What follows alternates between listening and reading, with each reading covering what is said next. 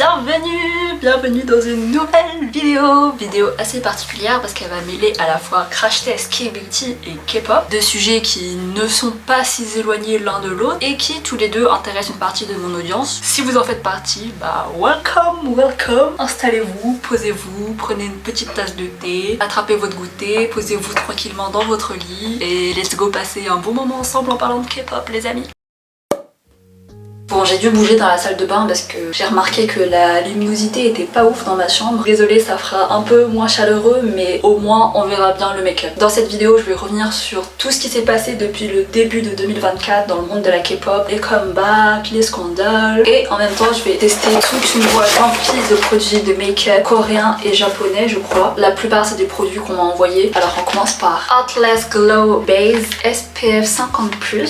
C'est une base, c'est tout fin, regardez, c'est grave glowy. Si vous aimez ce genre de vidéo un peu chit chat make-up, dites-le moi, je pourrais peut-être en faire tous les 6 mois parce qu'on me demande souvent en DM de commenter sur tel ou tel scandale ou mon avis sur un comeback et c'est vrai que j'ai pas le temps de faire une vidéo pour chaque truc qui se passe, donc je pense que ça peut être bien de faire un petit débrief comme ça à chaque mi-année.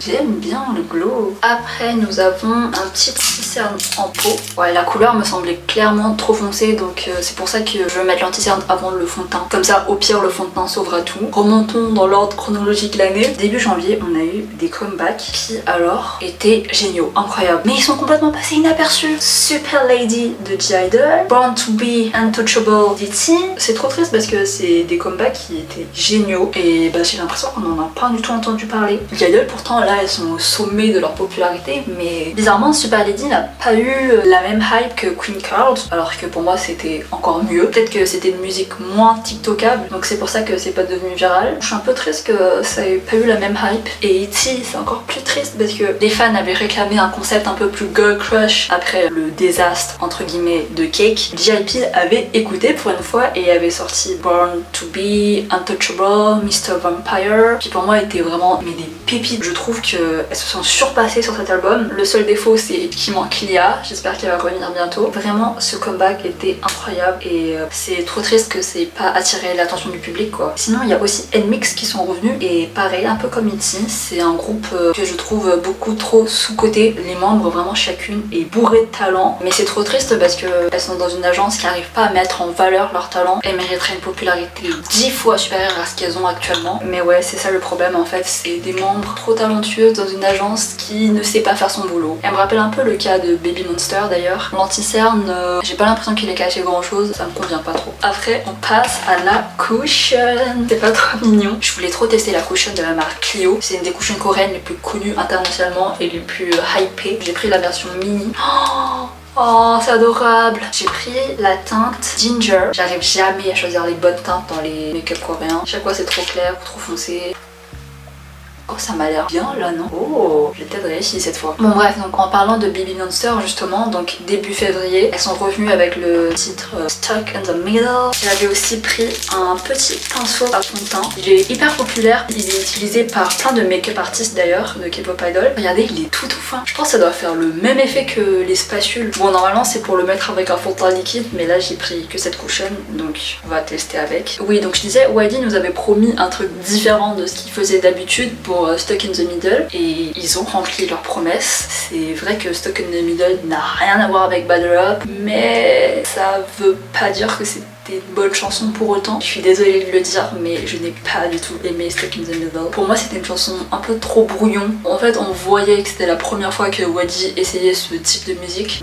Belle tentative, mais nope. J'admets que c'est une chanson que je n'aurais jamais écoutée si c'était pas Baby Monster qui la chantait en fait. C'était pas trop mon délire, mais je salue l'effort YG. Tu as essayé quelque chose de nouveau et je ne peux que t'applaudir. Je crois aussi que c'était vers cette période-là que Hyuna a annoncé l'identité de son mec et j'étais très déçue. Hyuna c'était pas mon artiste préféré non plus, mais je l'admirais. J'aimais le message de ses chansons et franchement j'avais applaudi lorsque elle et Dawn avaient quitté Cube pour vivre leur love story. Je l'ai toujours considérée comme une artiste féministe en fait, donc c'est pour ça que ça m'a encore plus déçue. Je comprends vraiment pas ce qui lui est passé par la tête ce coup là. Donc son mec c'est Young Jung Young et en fait il est lié au Burning Sun scandale. Je vais pas en parler ici parce que j'ai pas envie que la vidéo fasse 10 heures, mais c'est un gros scandale quand même qui a été beaucoup médiatisé, donc si vous savez pas de quoi je parle, juste juste taper sur Google, vous trouverez. Et ouais quoi, donc je vois pas ce que quelqu'un comme elle, qui défend constamment le droit des femmes, fait avec un enfoiré pareil en fait. Ouais, la cochonne, franchement, je la trouve bien. Bon, j'ai un peu galéré à l'appliquer, la cochonne était toute petite, donc je galérais à prendre. J'aurais dû tester le pinceau avec autre chose, mais le pinceau est bien, franchement, la cochonne est bien. C'est juste que fallait pas les utiliser ensemble. Ça a bien unifié mon teint, franchement j'aime bien. Hein. J'ai pas pris de blush, donc je vais juste mettre celui-là de la marque Emuse. Alors on était toujours sur février. Février, c'est aussi là que Les Seraphim a sorti son album Easy. J'ai adoré cet album. Le title track, les B-sides, vraiment tout était bien. Les tenues, les danses. Le message de Easy était vraiment bien. Ça leur correspondait. Franchement là je trouve que Hybe a fait un bon boulot sur ce comeback. Tout allait à merveille jusqu'aux encores. Je pense que vous devez savoir c'est quoi un encore quand même, mais au cas où, c'est quand tu gagnes le premier prix sur un music show, le groupe doit performer en live pour remercier le public, l'audience. Les Seraphim a performé et comment dire que leur performance pouvait être mieux, pour le dire gentiment. C'est là d'ailleurs que la vague de haine qui va les suivre jusqu'à maintenant, jusqu'à la fin de l'année je pense, ça va les suivre. Je pense que vraiment tout a commencé de là, de leur encore désastreux. On m'a envoyé des trucs trop cute, regardez. C'est des powder puffers, des houppettes en forme de cœur. C'est trop mignon. Début mars, on a eu le droit à une chanson un peu étrange, on va dire. On a une collab entre plein d'artistes de JYP, ITZY, NMIXX, Stray Kids qui ont sorti une chanson promotionnelle pour Coca-Cola. Bon, le point positif, c'est qu'on a eu le droit de voir ces trois groupes géniaux dans un même MV. Mais bon, la chanson... J'ai l'impression qu'elle a été écrite en 2 minutes lors d'une soirée alcoolisée. Je comprends pas trop ce qui s'est passé dans les studios de JYP. Le bridge de JYP, est-ce qu'il faut qu'on en parle?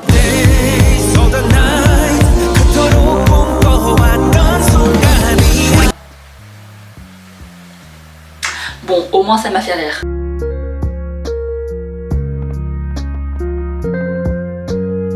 Ensuite, j'ai 2 crayons à sourcils. Voyons la couleur. Ça, c'est celui qui était plutôt brun. Ah oui, c'est très léger. Ça, c'est celui qui est plutôt gris. Ouais, je pense qu'on va plutôt partir sur celui-là. On m'a envoyé une petite palette. Ah, donc c'est des teintes plutôt naturelles. C'est pas trop les couleurs que je porte habituellement, mais ça peut être bien pour tous les jours. Ce qui est pratique, comme il n'y a que 4 couleurs, bah t'as pas à hésiter à quoi utiliser. Donc on était sur mars. Mars, il y a eu le début d'I-LIT, tous les scandales avec New Jeans et tout, on en parlera plus tard. Mais déjà rien que le groupe I-LIT, je partais déjà d'un très mauvais pied avec ce groupe. J'ai suivi de près Are You Next, le Survivor Show qui a donné lieu au groupe, et je comprends pas ce qui s'est passé en fait. La line-up n'a aucun sens. Jiwoo, Jimin, Chanel, qu'est-ce qui s'est passé? Je comprends pas ce que Hybe a foutu en fait. La haine là que plusieurs membres se reçoivent sur leur performance vocale live, ils auraient pu complètement l'éviter en prenant des membres qui étaient prêtes à débuter. En fait je comprends pas pourquoi, s'ils avaient déjà l'intention de faire un concept cute et qu'ils savaient qu'ils allaient prendre des membres pour matcher avec ce concept, je comprends pas pourquoi ils ont fait un Survivor Show et ont fait perdre du temps, des efforts à autant de gens talentueux.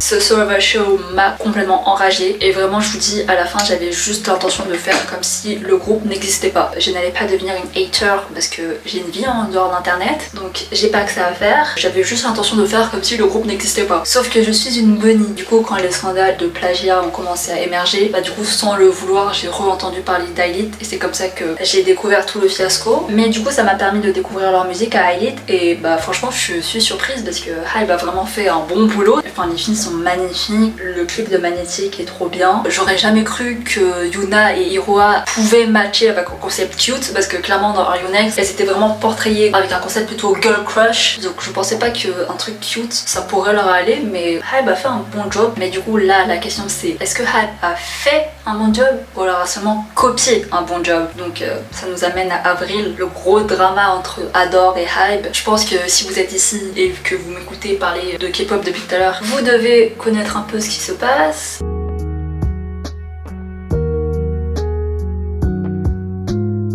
Perso, sur ce coup, je suis avec Min Hee-jin. Je sais que c'est une personne assez problématique, mais en tout cas là, dans ce drama là, je suis de son avis. Clairement, quand j'ai écouté les chansons d'I-LIT, quand j'ai vu leurs clips, leurs photos concept, leurs teasers, tout ce qui est lié à leur univers, pour moi ça criait New Jeans de A à Z. Et en fait, bah je comprends pas pourquoi ils ont choisi de faire ça. Il y avait des rumeurs d'ailleurs comme quoi le groupe allait s'appeler Ruby Moon et qu'ils allaient faire aussi un concept un peu vampire comme N.A.P.N. Et franchement, je trouve que ça aurait été trop stylé. Je trouve que la plupart des membres auraient cartonné avec ce concept. Pour moi, la seule explication possible, du pourquoi ils ont fait le concept qu'ils ont fait au final avec Elite, c'est que le PDG de Hype voulait son propre New Jeans en fait. Il y a eu plein de révélations, donc on sait que les relations entre Adore et Hype ne sont clairement pas bonnes, et le PDG de Hype là, clairement il aime pas New Jeans. Leur succès n'est pas lié à son nom, c'est pas lui qui a créé le groupe. Le cerveau derrière tout l'univers de New Jeans, c'est Min Hee Jin. Pour moi c'était juste un problème d'ego, et donc il a voulu recréer son propre New Jeans en faisant Elite, et clairement c'était un mauvais move parce que du coup regardez ce que ça a créé. Au final c'est Elite et New Jeans qui s'en prennent plein à la poire, alors que le problème ça vient des agences, et vraiment ça m'attriste parce que c'est des jeunes filles qui ont mon âge, et là elles se retrouvent au milieu de tout un engouement médiatique et des vagues de haine de droite, de gauche qu'elles ne méritent pas du tout, et je sais pas comment ça va se finir, mais j'espère que ça va finir bientôt, et j'espère que New Jeans pourra faire leur comeback tranquillement. Elles ont sorti Bubblegum d'ailleurs il y a pas longtemps, et incroyable, encore une fois. La musique de New Jeans ne me décevra jamais.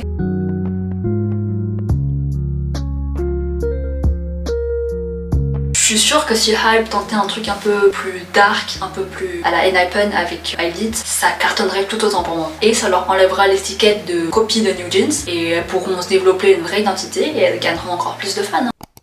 Bon, la palette n'est clairement pas très pigmentée, j'ai fait ce que j'ai pu. Ça change vraiment de ce que je fais d'habitude. Maintenant on va passer au eyeliner. Pour ça, j'ai pris un pinceau hyper fin. Comme je suis pas douée, j'ai aussi pris une sorte de pochoir, on va dire, qui fait un peu multifonction. Là c'est pour faire la gyoza, là pour faire l'eyeliner. Je mets comme ça pour faire le fard aux paupières, je crois. Donc je vais venir tracer avec cette couleur avec mon petit pinceau.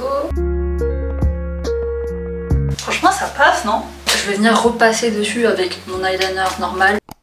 On reste chez Hype pour les scandales. J'ai l'impression que 2024 c'est vraiment l'année où Hype se fait défoncer. Je pense que vraiment là dans les locaux de Hype ils sont en train de prier pour le retour de BTS. Clairement j'ai toujours pensé que YG allait rester l'agence la plus détestée dans l'industrie de la K-pop, mais je pense qu'ils ont passé la couronne à Hype cette année. Donc on va parler de Les Seraphim à Coachella. J'ai vu leur performance, des vidéos en ligne et tout, et je pense qu'ils n'étaient clairement pas prêtes. Ça se voyait déjà aux encores qu'elles ont fait pour Easy. Malheureusement elles se sont pas vraiment améliorées entre temps, mais après, est-ce qu'elles méritent toute la haine qu'elles se sont reçues et qu'elles continuent de se recevoir maintenant? Absolument pas. En fait, les gens sur internet n'ont clairement pas de vie, et ils ne savent pas faire la distinction entre critique constructive et haine pure en fait, et c'est juste triste à voir. Après, pour moi, en concert live, il n'y a pas que la qualité du chant live qui compte, il y a aussi l'ambiance, la performance, et les Seraphim, je suis désolée, mais c'est des performeuses incroyables. Elles savent hyper la foule. Pour moi, les gens se focusent trop sur la partie vocale, c'est leur point faible, ok, mais n'en faisons pas des caisses non plus. En fait, pour moi, tant que la foule à Coachella, donc les gens qui ont payé pour venir voir la performance, tant que eux ils ont vécu un bon moment, je vois pas où est le problème. J'ai l'impression que la plupart des gens qui sont allés à Coachella, ils ont passé un bon moment, c'est ça le principal, donc laissez ces filles tranquilles en fait. Elles s'en prennent vraiment plein la gueule en ce moment. Moi je comprends pas, genre les gens qui haïssent quelque chose à un point vraiment ça en devient une obsession, je comprends pas en fait. Genre je comprends pas le principe d'être un hater. T'as pas de vie en dehors de ça, comment tu peux dépenser autant d'efforts juste à haïr?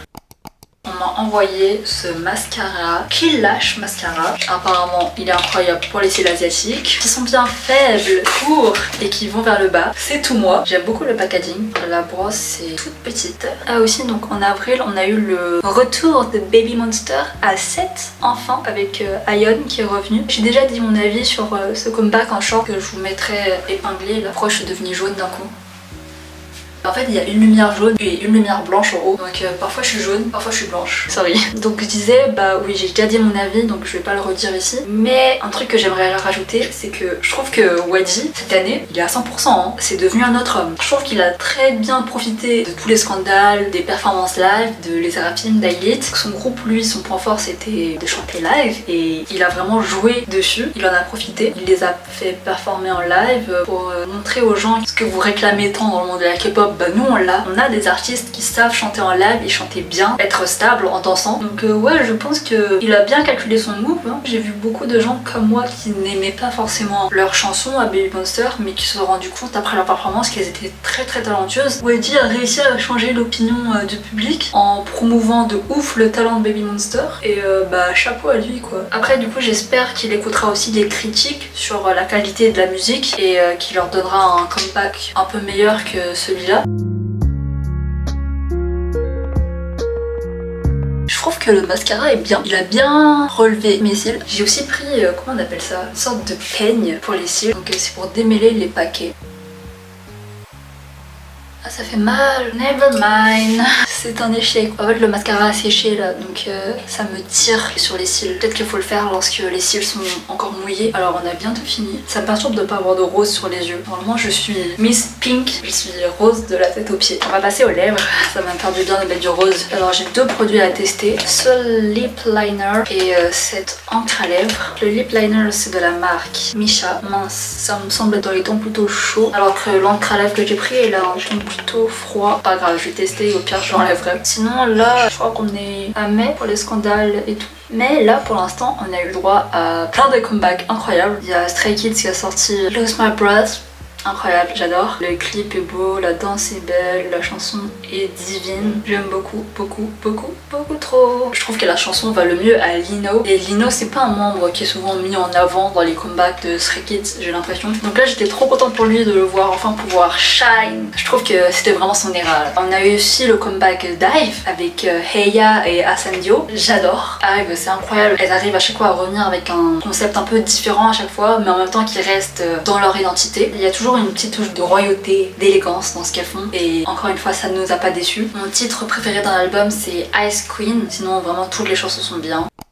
La teinte c'est Rose Blending là. En ce moment j'aime bien tester des teintes plus froides. J'ai toujours cru que j'étais dans les teintes chaudes comme je suis jaune, mais en vidéo on me dit souvent que je suis plus dans les tons froids, donc je sais pas, on va voir si ça me va. Il y a aussi aespa qui est revenu, leur album. À l'heure où je tourne la vidéo, il est pas encore sorti l'album, mais quand je la posterai ça sera déjà sorti je pense. Pour l'instant, il n'y a que Supernova qui est sorti. En fait, ça me fait le même effet qu'à chaque chanson d'Aespa. Je hais au premier écoute, mais plus j'écoute, plus j'aime. Aespa, je trouve que c'est un des rares groupes qui a réussi à maintenir une qualité de chanson avec une vraie essence de K-pop en fait. J'ai l'impression que l'industrie de la K-pop s'occidentalise de plus en plus. C'est pas forcément une mauvaise chose, mais c'est vrai que les sons produits deviennent de plus en plus juste comme de la pop habituelle. Et la seule différence, c'est qu'ils chantent en coréen. Ah, en mai aussi, ils ont commencé à diffuser Island 2, que je suis aussi méticuleusement parce que ma queen Jimin is back, Jimin Daryonex. On lui a déjà volé son début une fois, et là ils ont intérêt à la faire débuter. Pour l'instant, mon top 4, c'est Jimin, Yuju, Sujun et Sarang. Voilà, franchement, vous mettez qui vous voulez dans la line-up. Tant qu'il y a ces 4 là, je serai contente. Vraiment, j'ai trop peur pour Jimin, là, j'espère qu'elle pourra débuter cette fois. Elle mérite vraiment de débuter.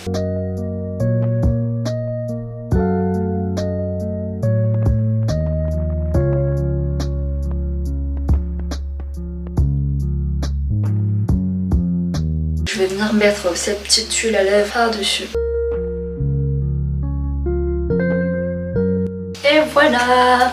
Résultat à la lumière du jour. J'aime beaucoup, je valide ce look. Voilà, je vais finir cette vidéo ici. Dites-moi si ça vous a plu. Ça m'a fait du bien de parler de K-pop avec vous. Bisous, bye bye! Portez-vous bien!